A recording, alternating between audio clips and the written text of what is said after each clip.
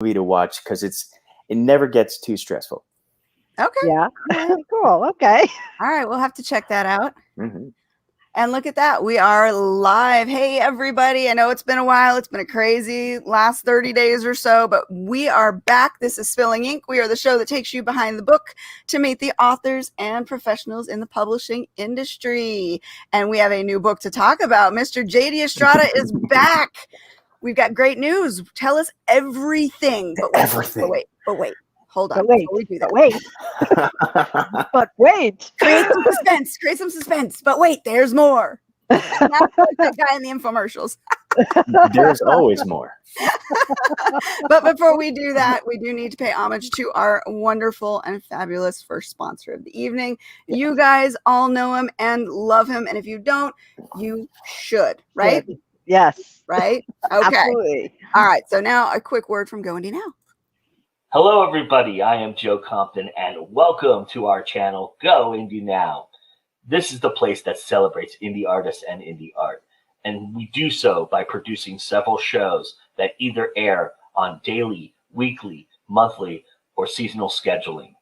And within those shows, we aim to educate and entertain you. If you're an indie artist who's trying to figure out how to do this, this is the place you need to be. If you're an indie artist who's looking to promote and doesn't have any avenues and is tired of the grind, this is the place to be. Because remember, it's always time to go indie now.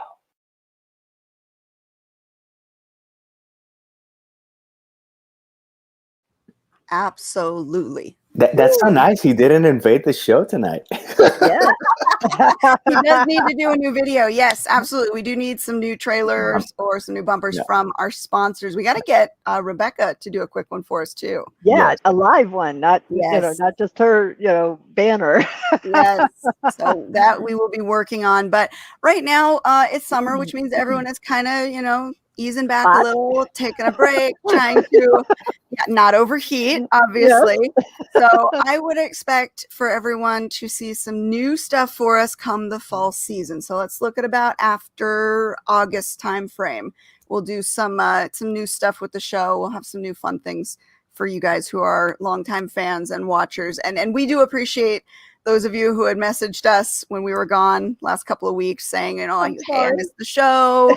And when are you guys coming back? So we absolutely love you guys. It's just been crazy. Kind of like how January was crazy and we kept losing hosts, losing guests due to COVID. So just bear with us. We love you. We miss you. And we will have lots more fun stuff for you. Mm-hmm. Yes. I've been in day job hell. So... So it's nice to be free of that for a little while and back.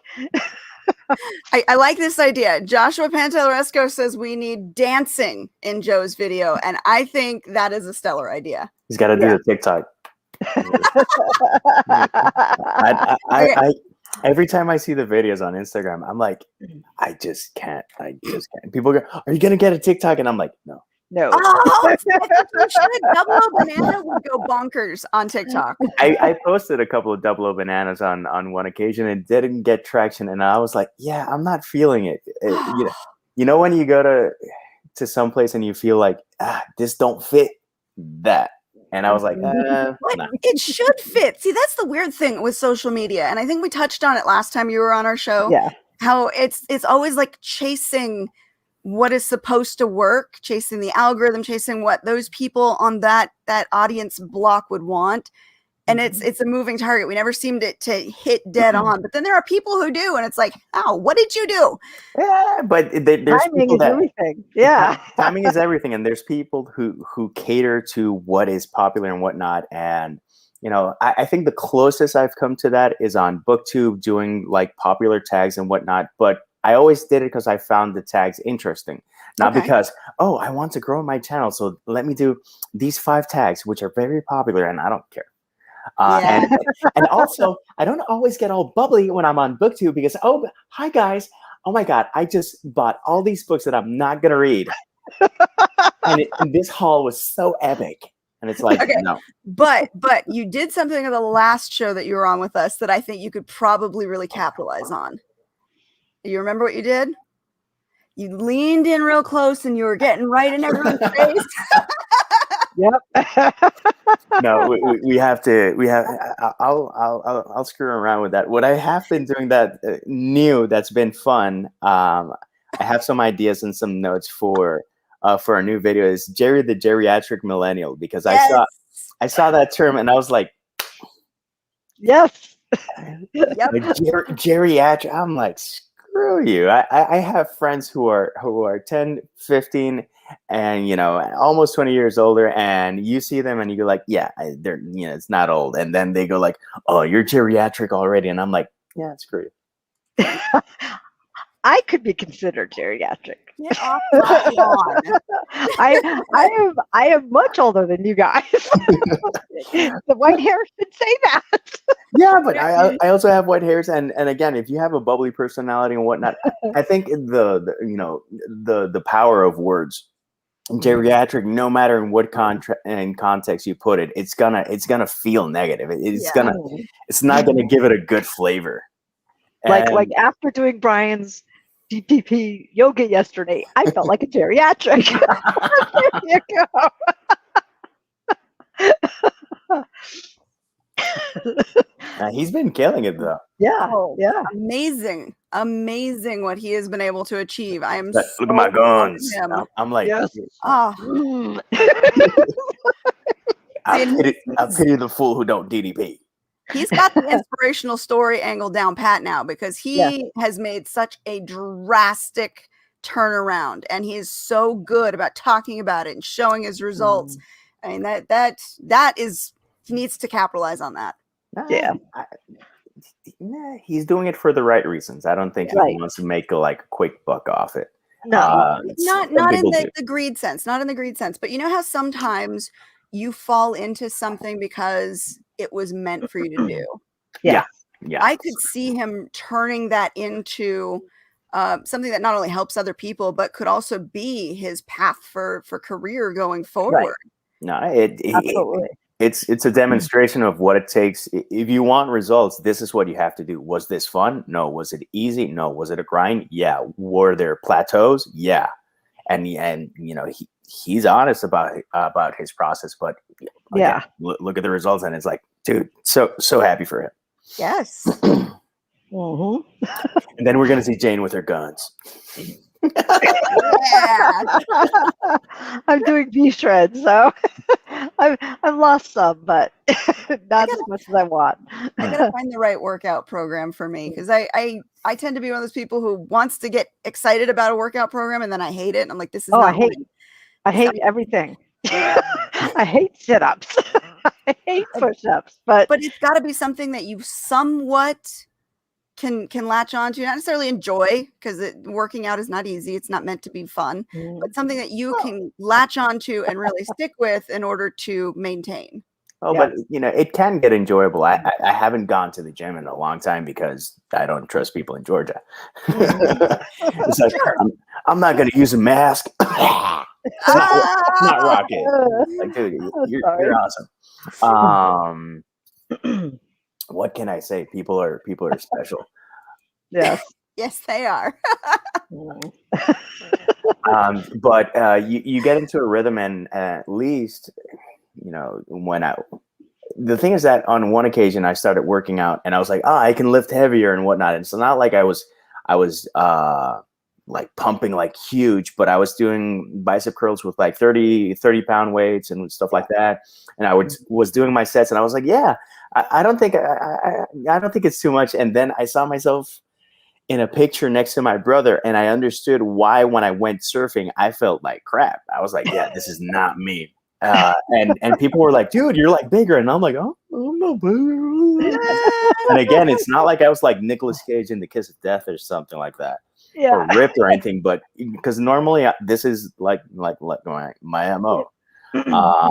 Maybe a little lighter, maybe a little heavier, but normally this is the range. I was like 190, and a part of it was like beer, but part of it was muscle.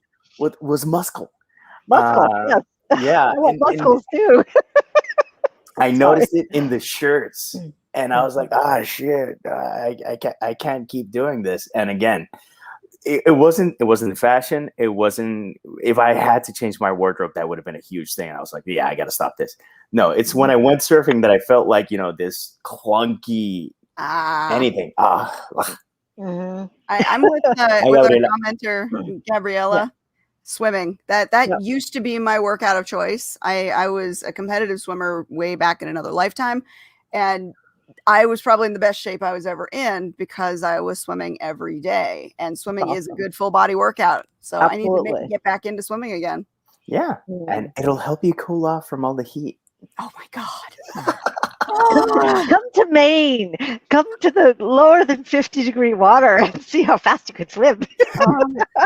It's too dang hot here in the desert. Yeah. No, the water's cold. I took my dog out at midnight for her walk last night. Ooh. Just to not die, and to make sure that her paws didn't burn because that's true. That's true. Even when the sun goes down, that concrete is still hot. Oh, yeah. And I see people walking their dogs in the middle of the day, and I'm like, oh my God, that poor puppy. No. I think we've established that people don't always think. Yeah. All right. So we're way off topic. That's okay, though. Did you expect anything else? No, that is part of our charm. Yes. We spilled the ink. It's everywhere. Instead of the tea, it's the ink. So there we go. But speaking of spilling the ink, I want to hear about the new book that you just published with all the beautiful poetry and that gorgeous cover. So I've been keeping a tradition for about 7 years of publishing something on Mother's Day. And this year wasn't going to be an exception. Last year, I published this, which was also poetry, but it's different approaches. What is this? This is the first wave of poetry, which is chunky, and it includes my first 5 poetry collections, and also the poetry I included in 2020, the English poetry I included in 2020, which is my bilingual collection, and the poetry I included in the back of the Daydreams on the Sherbet Shore, which is my middle grade short story collection. And I wanted to do poems that were like more whimsical and stuff like that. And I was like, when I go to a convention, it's going to be impossible to have all these books. So basically I have all of that here. Okay. And this is the first book of the second wave. And if you turn on the news any place, I told Anita this earlier because I was on her show. The news is a bit negative, a bit. It's a bit heavy. Something about a virus and politics, stuff like that. And everyone's like looking for a fight, and it was like, fight me, and I'm like, mute. And beyond muting, I wanted to write something positive in that was like, I describe it as a hug in a book. Oh, so I like that. 88 new poems. Across a variety of styles. Some rhyme, some are free verse. There's one about Bob Ross. There's one that actually the first poem of this collection was because a cousin of mine, her partner of 12, 15 years, he passed away, and she's like, can I use one of your poems for his wake? And I'm like, can I write you a poem for the wake? Because using something and repurposing it's nice, but right. It feels wrong. So I sat down, gave a think, gave her a write, and sent her a picture, and she was like, wow, what is this? How can I thank you? And it was like what she needed. And I wanted this collection to have like different types of poems that are uplifting, have some hopes, have some joy, are silly, make you smile in different ways. Again, everything's so heavy that I wanted to do something different. And also I wanted it to look like a Mother's Day present, hence the cover. It's a pretty cover. Yeah, that cover is gorgeous. That's an awesome, idea too. Yeah, we do need something lighthearted, something positive. We need to work on changing the narrative because it has been overwhelmingly just heavy. And everything's so heavy that I want to switch it up. So that's one of the things that I'm doing. Out of this, I already have like 6 poems for the next positive poetry collection. I don't know what I'm going to title it, but I was like, I think we need more of this, so why not? I'm working on 2020 is my bilingual collection. So basically, I'm taking the English part and I'm translating it to Spanish to have 2020, and I'm translating the Spanish part to English so I can have 2020. And I'm going to include a new piece for each one. For that, the new piece will probably follow this vein. It'll probably be a multimedia thing. Because I include essays, short stories, and poetry, and I want to combine that into one piece for each edition to make it worthwhile, because I'm not going to include the bilingual poem because it defeats the purpose. So I'm doing that, but I'm also working on 2 nonfictions, one in English, one in Spanish. The Spanish one is very Puerto Rican. It's Puerto Rican motivation. And the English one is learning to say cheers. People know me. They know I say cheers, Mama Estrada. I'm doing a book basically about that. Because, again, I think we need a little bit of more stuff on the positive spectrum. I'm also going to be working on middle grade stuff, which is always whimsical and fun and laugh-inducing. And after all of that, I can murder a lot of people.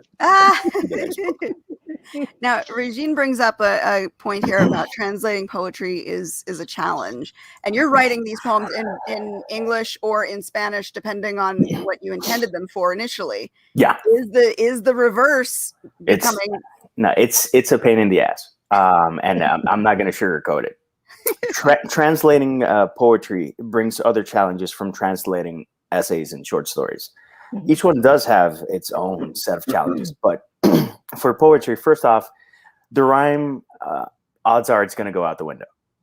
So what I've done is that I did a translation of the story, then I edited that translation, then I read the original piece, then I'm looking at the English piece and saying, where do I have to adjust it to make sure that I maintain muchas gracias, Gabby.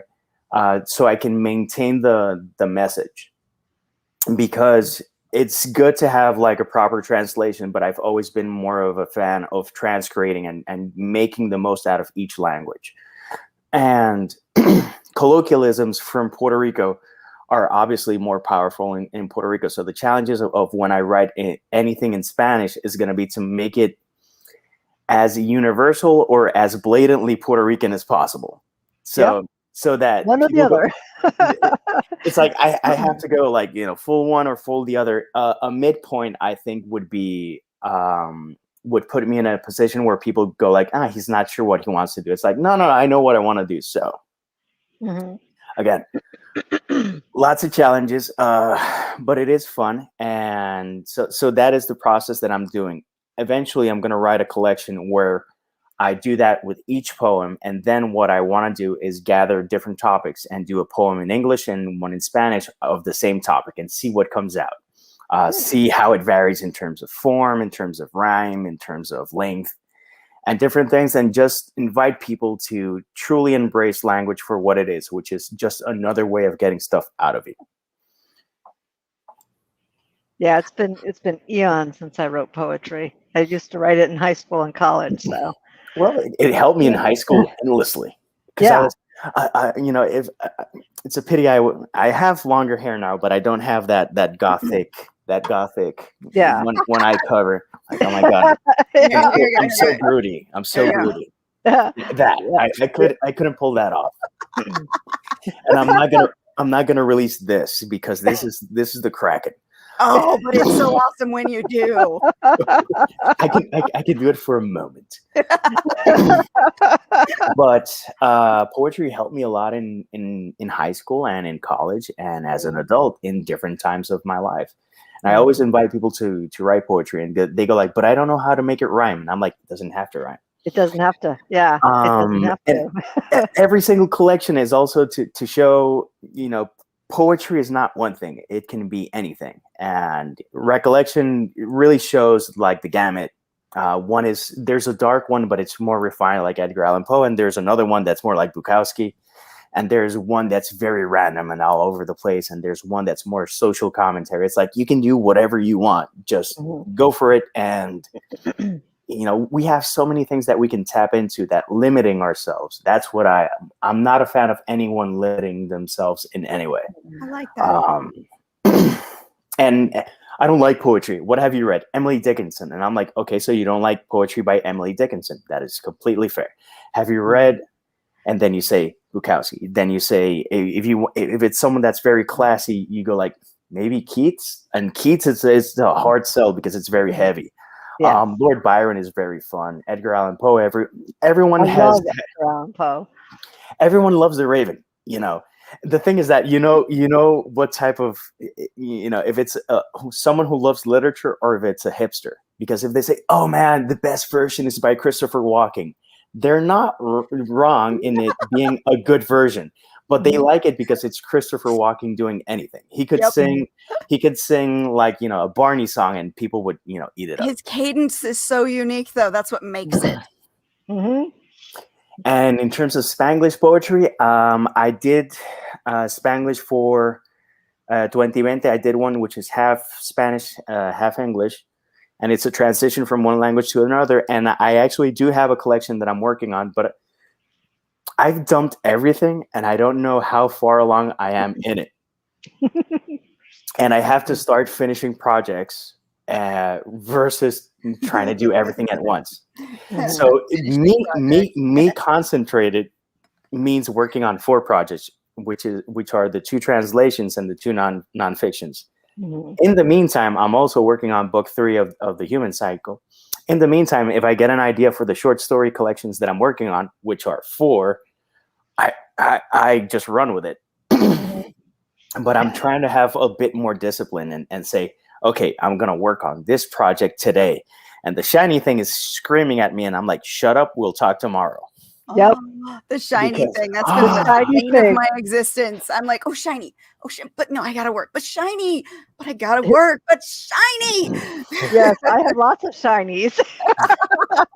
Well, okay. I'm going to finish this and then work on that.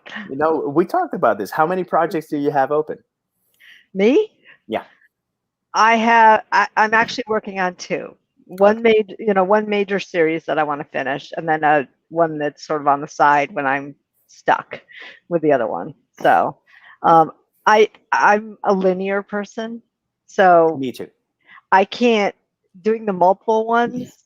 Tends to screw with my brain. No, I can do the multiple ones, but last year, since it was so wonky, I started one project and just kept starting different things just to stay writing and motivated and active in some way. I'm going to tell you the number soon, but beyond those numbers, I also got invited to write in 3 short story collections, which I contributed, and 2 are already out, and 1 is kind of in limbo. I hope that one gets published because I'm really happy with the story that came out there. 2 were in Spanish, 1 was in English. So again, it's not like I get bored. I have lack of time. I may have lack of energy, but I never get bored. Mm-hmm. That means that I have 25 projects open, and I have the document that's staring at me, and I know where I could double down and get one project out. But basically, I'm also seeing where I'm at, seeing what I need to do, and seeing what I think feels right to publish. I said that this year I'm not planning my rollouts or anything.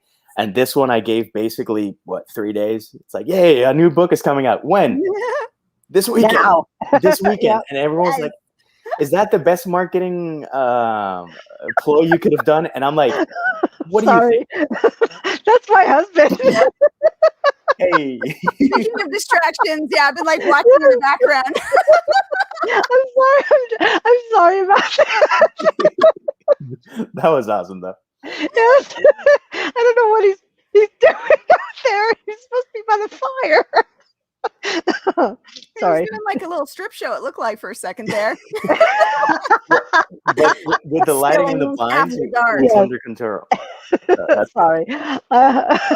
But yes, that totally took away from you. Sorry. But I do like the, I'm going to release something. When? Tomorrow?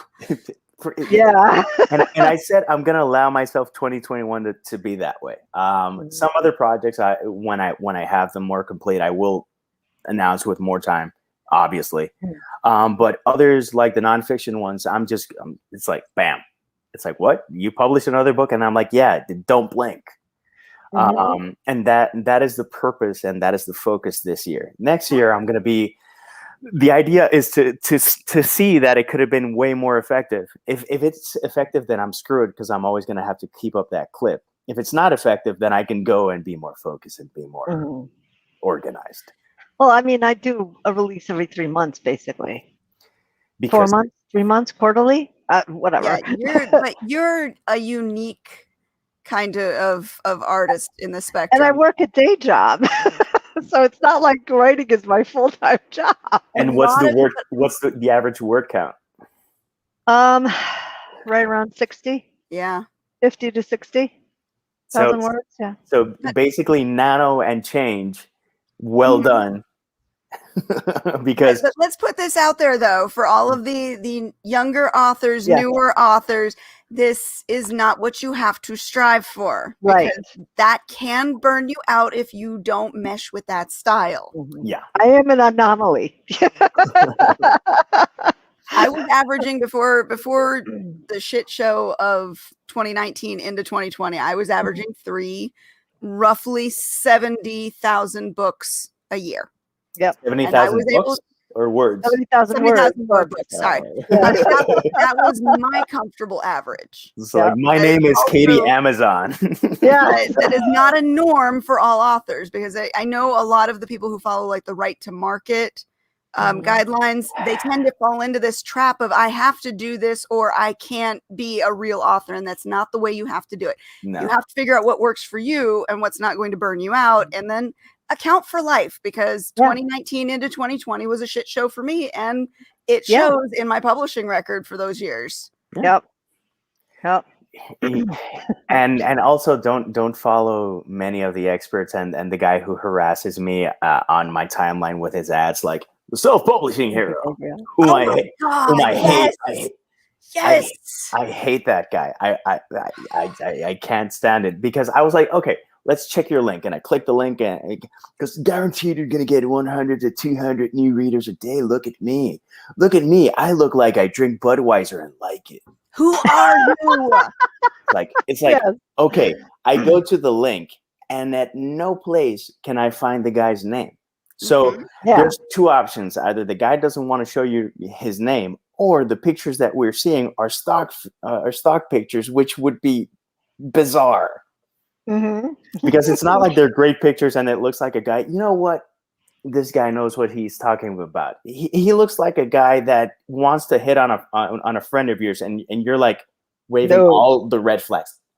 No. Can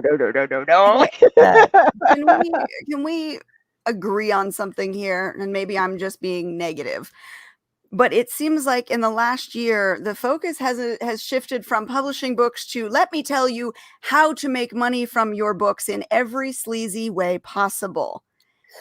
I have seen so many ads for systems of marketing. I've seen so many ads for creating your own coloring books in order to make money. Yeah, by doing no work yourself. I've seen all kinds of like game the system ways of making money kind of proliferating in all of the ads that I see across all channels. It's not just Facebook. I'm seeing them on all the social media channels.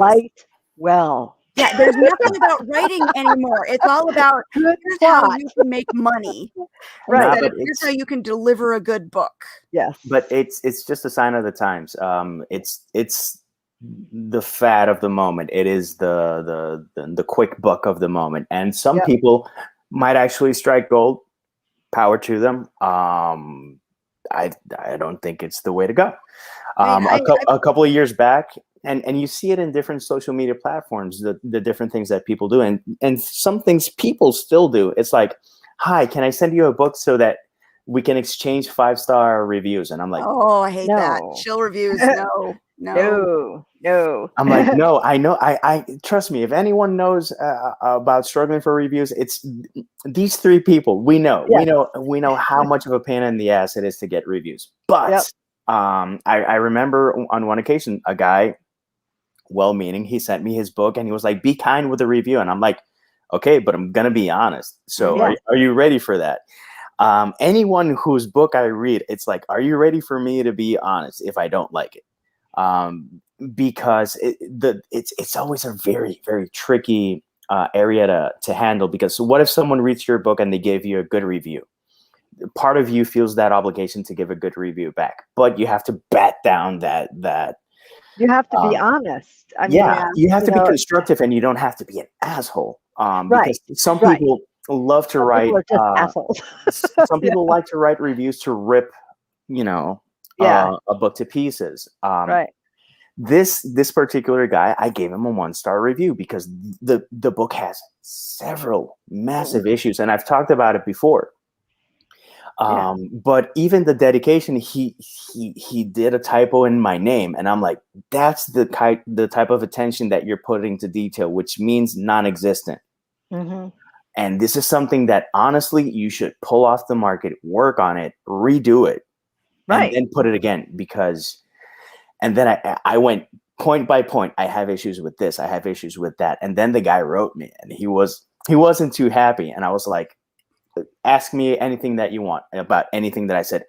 Oh, you didn't understand that what was in italics was the person's thought. And I'm like, I do understand, and I have seen that tactic and that approach in terms of literature. But in terms of your book, I didn't know who was writing.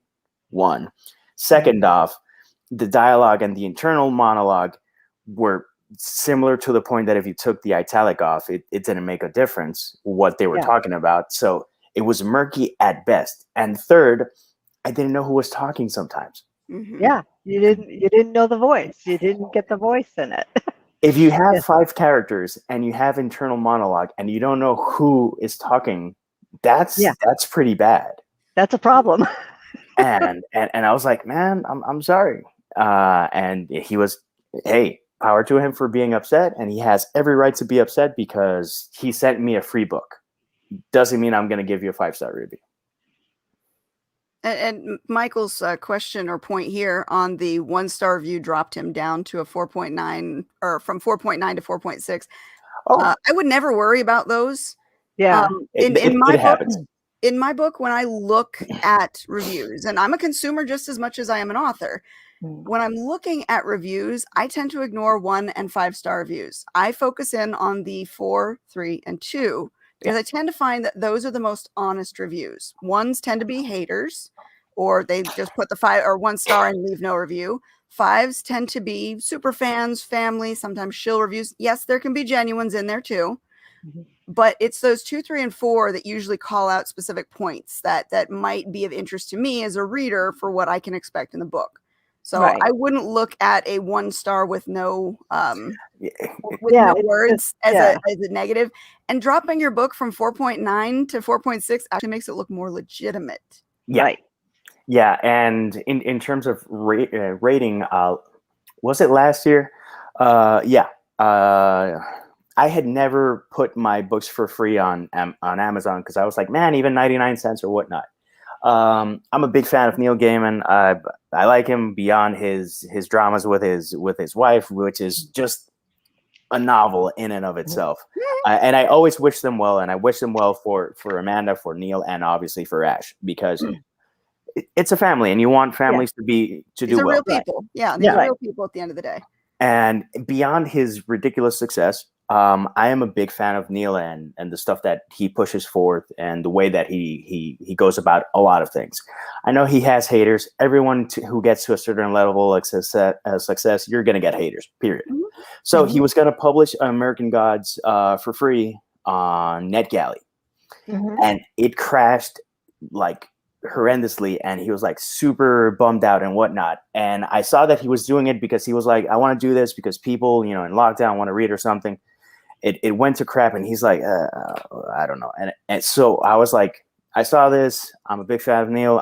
I've never done this before. I don't know if anyone's interested, but it's a good time to do people a solid and just do something nice. So I put my I think the first 2 Human Cycle books, I put them for free, and I got Neil retweeted. And for me, something ridiculous was getting 800 or 900 downloads. I'm not used to those numbers. My numbers are normally pretty tame. Mhm. So I got that, and then I got 2-star reviews and 1-star reviews and stuff like that. People might perceive different things, and they might have thought that I was doing it to try to make the most out of the situation and get the traction of Neil and whatnot. Mhm. Again, I'm a big fan of Neil. I wanted to do something as an author who had something to offer. Some people have compared my work to Neil. I always gush and blush and go like, "Oh my god, that's so Right, that makes you feel so good inside. Yeah. Yes. One of the best compliments I've ever. Oh, he's like the Puerto Rican gay man, and I'm like, dude, that's too much, but I'll take it, and Yeah. I'll take it. I'll put it in my tea, and I'll sip that slowly. Yeah. So but did it take my rating down? Sure. Who cares? Yeah. Again, I've gotten 4-star reviews that bash me. That I go like, why did you give me 4 stars? You should have given me 2, because you really didn't enjoy my book. So I'm not sure of your criteria. And then I've had people who have given me a 2-star review, and then it's a positive review. And I'm like, if you enjoyed so much, how can that? Because if you like more than half of what's in a book, how can you land on 2? Right. And if you like anything of my book, how can you give it a 1? My issue is not the 1-star. My issue is what you say combined with the rating. I go like, okay, this person that gave me a good rating, you should have lowered this. This person that's had good things to say, you should have gotten at least 1 more star. Well, and another person, I don't know what you were thinking. People sometimes get confused by the star ratings too. It depends. The 1-star is because they didn't like it, and I understand people not liking it. But if you find any redeeming quality in a book, and you can actually say complimentary things, it's like, I didn't like the stories, but I really, really enjoyed the world building. And I'm actually pretty sure that they said really, really. And I'm like, you really, really enjoy something. Why do a 1-star? Right. Yeah. Yeah. And again, someone DNF'd me at 6%. Yep. I am not everyone's cup of tea. Nope. And you're not going to be. And that's usually the advice that I'll give to like clients of mine when they're worried about the 1-stars. I'll say, go find your favorite book, look it up on Amazon, and find that it also will have 1-star reviews. Oh, yeah. Not everybody's going to like everything. So try not to focus on that. Just focus on making your story the best it can possibly be. And some people might want to troll you with a 1-star review just out of spite. That can happen. Fortunately, it hasn't happened to me. But maybe some of the 1-star ratings where people they're like, you know what, he's an asshole. 1 star. Okay, next time write a review. Because the ratings don't. It's like the ratings don't do much in terms of traction. Reviews do. So I welcome 1-star reviews, and it's like, if you hate me, man, give it to me, but give me the review. Right. Yes, put it on paper in words, lots of them. Right. So we strayed again. A little bit. No, that's a relatable topic. It is. It is. Because we were talking about the overwhelming negativity and heaviness. So we need to contrast that. We need some happy and some lighthearted to balance that out. So if you're willing to, would you read us from your new book? Yeah. Sure. This one's, although it has a sequence, it's not mandatory to read it in a sequence. It's more like Roulette of Rhymes, which was my 4th release. Roulette of Rhymes is meant for you, unless you want to read the last poem, which is called The Madness of Jonathan J. George. It's an 8-part epic poem with 800 lines. That one you should read the 8 parts, because if you read one and then read another poem, what the hell are you doing? It's I'm just confused. Okay. But this one is more like, and see where it lands. And okay, I'm gonna read both. Screw it. Yeah. This is page 28 and 29, and I've actually read a couple of these poems, so eventually I'm gonna read all the poems in different live shows. Cool. This one's called Positive Palette. The sky contains all colors and blends them perfectly, never the same way twice. Sometimes with subtle differences and other times drastically different. Every day is beautifully new, delightfully varying, diverse in color, flavors, temperatures, and light. You can live 30,000 days and find new beauty on the 30,001st because all colors are welcome and all shades are beautiful, which is really good for the month that we're living now. I'm a big fan of all colors, and if you're a nice person, I don't care about anything else and all the other labels. I just care that you're a good person. The other one is, it all ends in home. Even the longest roads have a destination. Even the most winding path has an end. Even the bumpiest trails can lead to smoother tracks, and the steepest hill give an unexpected respite to take in the view, whether you're coming from or where you're going to. There's much to live and love of all the places we pass through, but nothing compares to getting to where you're meant to. Home is arrived to within, and no matter the mileage, only one place is home. It can have one name or many, but often results in your truest smile. May your inner light always lead you home, and may the path yield stories to share with those who know that smile. Aww. So that's what this book is about. I like that. I like that. Those were very inspirational. Yeah. Maybe I'll warm. See, that's what we did.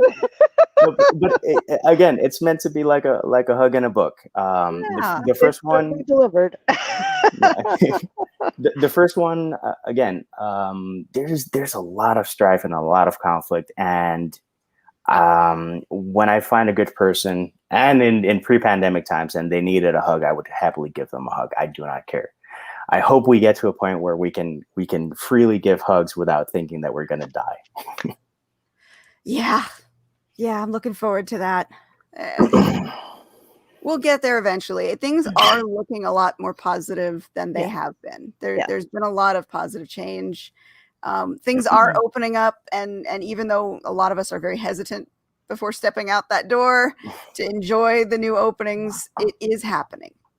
Yeah, I went to the grocery store last weekend for the first time, and half of the people didn't have their masks on because the mask mandate was lifted, and I took mine off.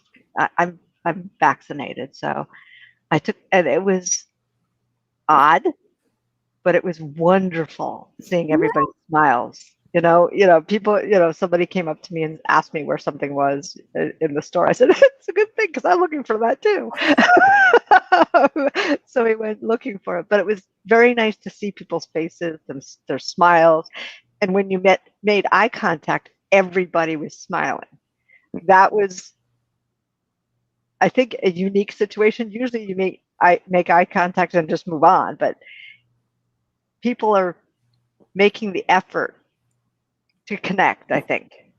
Well, depends on where you're at. And in Maine, perhaps, but in other places, not necessarily. And it's awesome that people were smiling. Mm-hmm. That's not always going to be the case. And in those moments, you go elsewhere. Right. Or you smile anyway.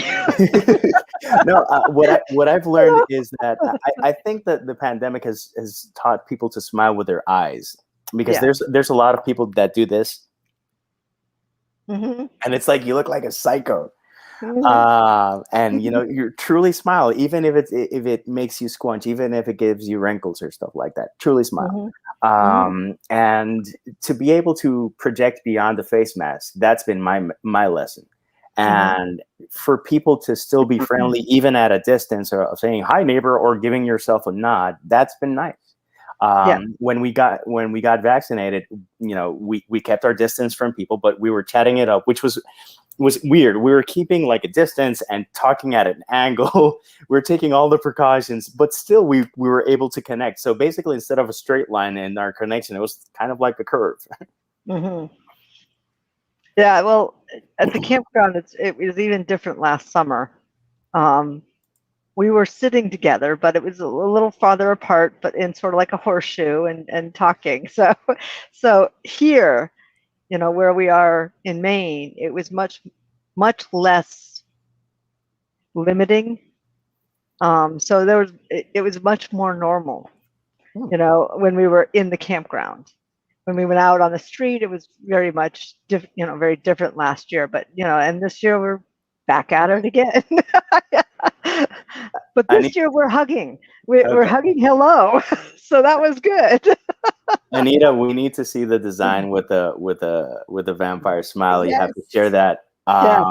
Send it to me, because again, the notification for this show I didn't see. The notification for Anita's show I didn't see, and it was like, I think I have a show, and I had to dig. I get the self-published asshole, ad nauseum, but the people that I want to see, the algorithm is like, no. And the shows that I'm gonna be on, it's like, no. Right. And thank you, Jay. Much love. Yeah, there have been moments where I've been out in public and I got my vaccinations. My oldest daughter has her vaccinations, but my littles don't. So I still kind of take the precautions. Yeah. And I remember going in and I was feeling weird because I was the one wearing a mask, but I also was like, it's so weird to see people's faces. Yes. To see their smiles. It was nice, but it was so just weird. Different. It really kind of flipped a switch on how things are really changing, because I'm seeing this more often now. And I would walk into a store that, I go into all the time, and it's now become mask optional. And I could actually see the person behind the counter, and it was like, oh, I've been interacting with you for a year now. This is what you look like. Like, oh, it's so nice to see. And they had the brightest smile, and they were very happy. And it's like, things are looking a little better. Okay. Yeah. Let's hope it. But it's baby steps, because like I said, I'm still putting my mask on when I go out. I'm still not 100% ready to give that up. The kids, the little ones, still can't get their vaccines because it's not approved for them yet. So we still take some precautions. Well, yeah, and there's advantages to having a face mask. If you want to, talk out ideas to yourself and not look like a crazy person, face mask was gonna help you. Yep. And beyond that, and I've said it before, all my youth I wanted to be a ninja so bad, and you think I'm gonna squander it? Yes. Yes. No. Yeah. No, I'm a little less paranoid because I've had COVID, so it's like, okay, I've had it and I'm vaccinated. I'm like, so I'm much less cautious, I should say. Because apparently, according to the bone marrow study, I am probably lifetime immunity for it now. So, awesome. Yeah, the pollen's been ridiculous this year. I don't know. Yeah. I don't care where you live. Allergy season this year has been a disaster. What I haven't seen, I got promised biblical proportions of cicadas, and I've seen a couple, and it hasn't gotten crazy here, or maybe I just haven't seen it. But I was expecting oh man, it's gonna be bad, and I don't know if it's like hurricane season in Puerto Rico. That's oh, it's gonna be a bad season. Suddenly it's it's a season, but it's not horrendous. I'm hoping, and then suddenly July is gonna come around. It's gonna say cicada. Oh no! I remember the first time I heard it. Did you ever see? I think it's called The Puppet Masters. There's a movie where there were aliens that looked like manta rays that had a spear that they would, hit you here, and it was part of a hive mind. The sound those things made, that's what a cicada sounds like. And the first time I heard it, I was like, what the hell is this? Yeah. Okay. Yeah. And I can't remember that movie. I don't remember seeing the whole movie, but I do remember that kind of a scene that you're talking about in the back of the neck. And I know I've seen it at some point, but yeah. Great. Now I have nightmares. Thank you. The gift that keeps on giving. Jane, he's got to dance for us. Oh, you have to dance for us. No. Oh, No. that was a very serious no.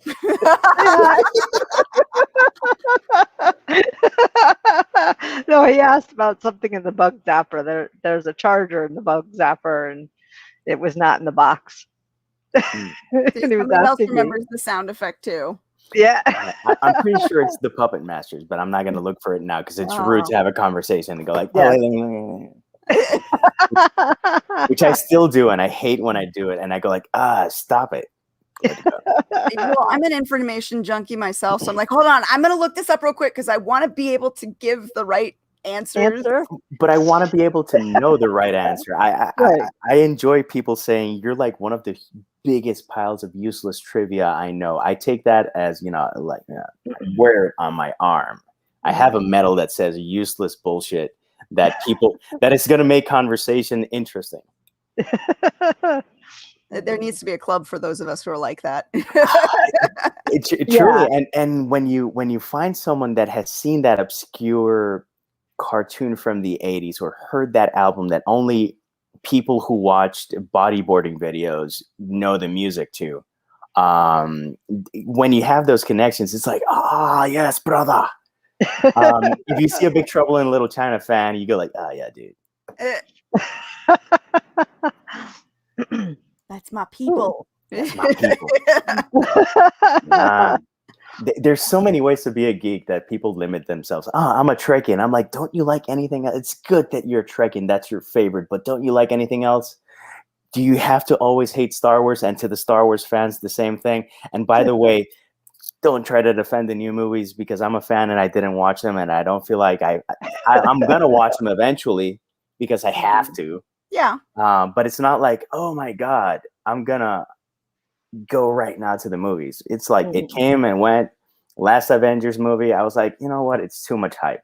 I'll watch it when people go like, you're watching it now? Yeah, now. I watched When Harry Met Sally for the first time last weekend. Oh my goodness! Oh my God! I had never seen that movie. It was super enjoyable. The thing is that we've been exchanging movies, my wife and I, in terms of, you haven't seen this, you have to see this. The thing is that I've watched some real train wrecks that I really enjoy, like really bad movies that are like, really, you like that? And I'm like, yeah, that's in my first job out of college, I edited movies for the local television station. So, so for timing, for weekends and stuff. And I saw, for the longest time, I didn't go to the movies afterwards because I was seeing 6 or 7 movies in an 8-hour period. Wow. And of course, they were talking fast because I couldn't watch them on normal time to edit them and, edit them for language because we had the after 8 language list that we could say and the before 8 language list because it was, an independent channel, not network. So, yeah. I got rid of because I left an F-bomb in The Revenge of the Nerds. If you leave an F-bomb but you cut out all the nudie scenes, first off, the movie's going to last like 35 minutes. Right. And second off, it's not the worst thing that you could have left in that movie. Yeah, I missed. Did you ever watch Airplane? Yeah. The chess scene? where the plane's bumping and the chest. Yeah. You left that. I missed it. You missed it, but I missed it, but everybody because if you're watching it at 10% faster, 20% faster, it's quick. No, it's 2 seconds or something like that. You missed it, but every 12-year-old saw it. I can guarantee it. Yeah.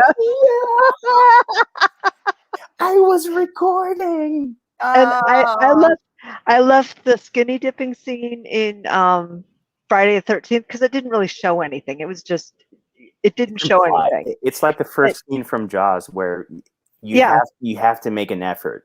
Right. And then the axe in the face was left in too. And I had I had somebody call me who was screaming because I left the skinny dipping scene. And not the axe. Not the axe. And I'm like, and you had no problem with the axe in the face? Nope. It's very weird what people are offended by. I'm always astonished what we have to protect our children from. Breast, bad. Bush, bad. Any sex, bad. Axe to the face, it's okay. He's 11. He can handle that. It was very, very. Yeah, Rebekah. Yeah. And I remember my parents. I was able to watch Basic Instinct, no Yep. problem.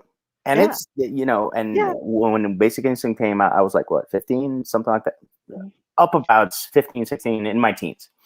When Sliver came out, oh, you can't watch that. And eventually I saw the movie and I was like, why could I watch Basic Instinct, which has like a graphic stabbing scene? It has, you know, the beaver shot. Yeah. But I couldn't watch Sliver. And it all has to do with the media at the time, because the media were like, "Oh, people can't see this. This is gonna ruin children." And I'm like, what? Yeah, my dad took me to Animal House. So it was like, oops. but he took me to that, and then he proceeded to embarrass the shit out of me in the parking lot by acting like James Belushi. So we're going through the parking lot. Oh, Lord. So yes, I get some of that. American fear movies, yeah. Maybe, but yeah, no, Americans have issues with boobies. I don't think they fear them. They have severe issues with them. I don't understand why. I don't know. Anyway, I would have had more issues with the axe on the face, and you know, I was like 21 at the time, and I was like. I nursed all three of my kids. Yeah. And every time that I had no issue with it, but every time I was out in public, other people seemed to have an issue with it. And it's like, why? Stop. Right. What is your obsession? I'm feeding my goddamn child here. Yeah. Yeah. There's issues with boobies in America. True. Yes. I read wuxia kung fu comics when I was growing up, and the violence was extremely graphic. But I was 11 from 11 to 14. I read nonstop of them, and I still released this when I was 40. I've played Grand Theft Auto, and yes, I've seen the lights of police squads, and I've gone like, can I get a 1 star? And obviously, I have that part of my brain that says that was a video game. This is real life. Don't do that. I played Mortal Kombat when I was a teen, and yes, sometimes you have that feeling that you want to rip someone's spinal cord out, but you don't act on it because you're an adult. I don't know. There's stuff that people find offensive that I go like, really, that's offensive, but other stuff, no. Okay. Right. Exactly. Yep. Takes all kinds, though. It does. All right. Well, since we veered right back into the negativity here. Speaking of violence, my new book is out next week. Sorry. Oh, I like that segue. That was good. All right. One more time for us. No, but seriously, Dragon Tempest is out next week on the 15th. If you have a Nook, I made a mistake and it's out now.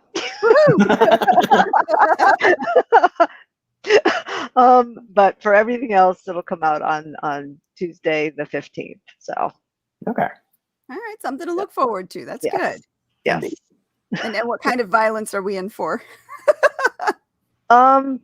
Apocalyptic violence. Oh. Yep. That's not a sprinkling. No, we're going it's not. It's not. Dragonfire. You're gonna have a human gumbo in one scene. It's like pretty much. There is one. Okay, not to go off topic too far, but I don't know who posted it today, but I had seen a meme that was absolutely hilarious, and they were talking about how it was the Hobbit or Lord of the Rings trilogy is really just like one of those extended recipe books written by hobbits, because it's written by the hobbits' perspective of their whole entire journey with a lot of recipes thrown in. I was like, you know what? He's not wrong. It's like the modern day recipe websites that just drive me up a wall. Just tell me 350 degrees for how long? Yeah, don't need your life story. Yes. No, I love it when they say, "Oh, you can do this meal in 3 easy steps," and when you're at step 7, you go like, "Wait, how many steps? Where is it supposed to be?" Three Exactly. 3 easy steps. Yes, 3 easy 3 steps. easy Yep, steps. yep, yep. Sorry, the Hobbit thing, the human gumbo got me onto that topic there. Yeah. Train of thought just went completely off the rails. Yeah, something that I love of Lord of the Rings. There are many things that I love of Lord of the Rings, and in how it's invaded popular culture. But when I saw someone that doesn't read much say that they wanted to have second breakfast, I just felt like, so warm and fuzzy, and I was like, it has begun. The jocks and the cool people are being infiltrated.